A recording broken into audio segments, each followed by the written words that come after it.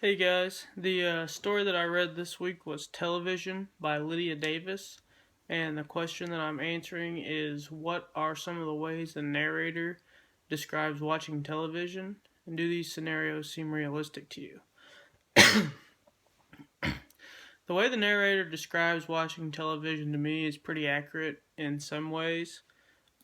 She describes how TV stations really sell themselves, they get a lot of hype and excitement for their TV shows.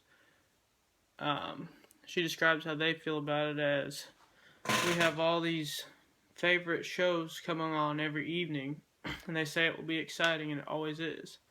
Oftentimes, we watch TV with our families, as she points out, and it's easy to get drawn in and form a habit of which TV channels and shows are our favorites, and sort of making a schedule for what time your TV shows comes on.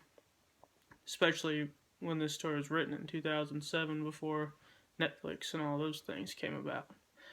Um, in other ways, though, I think the narrator is exaggerating um, on how people can get into shows.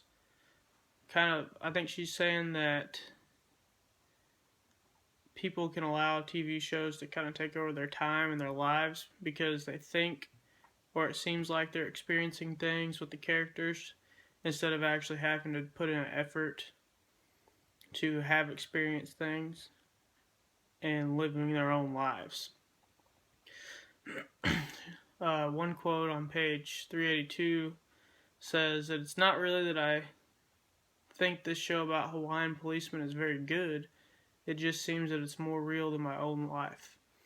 And this to me is an example of how people become drawn into the shows they watch and they're so consumed with, even though they don't particularly like them. They still get something out of it without having to put any work into it, I think is what she's getting at.